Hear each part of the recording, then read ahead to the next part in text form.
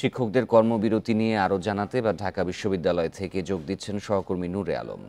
নূরে আলম, টানা ৮ দিনের মতো এই কর্মবিরতি পালন করছেন শিক্ষকরা। আলোচনার কোনো পদক্ষেপ দেখা গেছে কি? এখন জন্ম সনদ দিয়ে খোলো বিকাশ স্টুডেন্ট অ্যাকাউন্ট। নিজের বিকাশ নিজে কর। এখন পর্যন্ত শিক্ষকদের সাথে আনুষ্ঠানিক কোনো আলোচনা হয়নি। গত বৃহস্পতিবার আওয়ামী লীগের সাধারণ সম্পাদক ওবায়দুল কাদেরের সাথে আলোচনা হওয়ার কথা ছিল, কিন্তু সেটি পদ্মা সেতু সংক্রান্ত বৈঠকের কারণে সেই সবাইকে বাতিল হয়ে যায়। আমি এখনকার চিত্র যদি একটু দেখাই, শিক্ষকরা দুপুর 12টার পর থেকে এখানে অবস্থান করছেন এবং গত 8 দিন ধরে কর্মবিরতি চলছে। এর ফলে ক্লাস পরীক্ষা বন্ধ রয়েছে, সেশন জটের মুখে রয়েছে শিক্ষার্থীরা।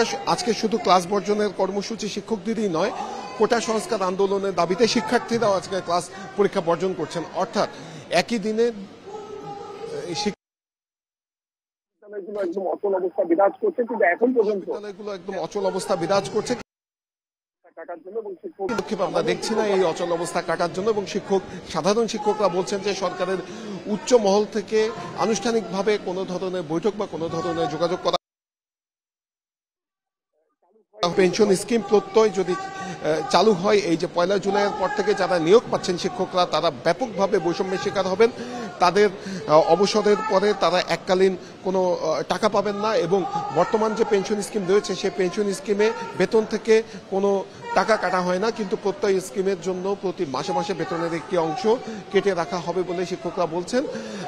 সেই সঙ্গে যে বর্তমান পেনশন স্কিমে একজন শিক্ষক যখন অবসরে যান অধ্যাপক অবস্থায় 65 বছর বয়সে, এরপরে সে মৃত্যুর আগের দিন পর্যন্ত পেনশনের টাকা পান, সেই সঙ্গে তার নমিনিও মৃত্যুর আগ পর্যন্ত পেনশনের টাকা পান।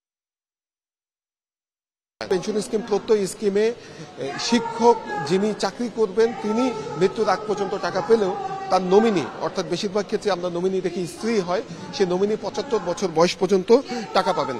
তো শিক্ষকরা বলছেন যে এই যে তাদের যে সুযোগ সুবিধা সেটি এই প্রত্যয় স্কিমে কাটছাঁট করা হচ্ছে, এবং এই কাটছাঁট করার কারণে মেধাবীরা শিক্ষক হিসেবে এখানে আসতে চাইবেন না। এর ফলে উচ্চশিক্ষা হুমকির মুখে পড়বে। আর এই যে অচল অবস্থা, একদিকে অন্যদিকে শিক্ষকদের সর্বজনীন পেনশন প্রত্যাহারের আন্দোলনের কারণে বিশ্ববিদ্যালয়গুলোতে একদম অচল অবস্থা, কোনো ক্লাস পরীক্ষা হচ্ছে না, বড় ধরনের সেশন জটের আশঙ্কা করছেন শিক্ষার্থীরা। তো পেনশন স্কিম বাতিলের দাবিতে শিক্ষকদের কর্মবিরতির বিষয়ে ঢাকা বিশ্ববিদ্যালয় থেকে জানাচ্ছিলেন সহকর্মী।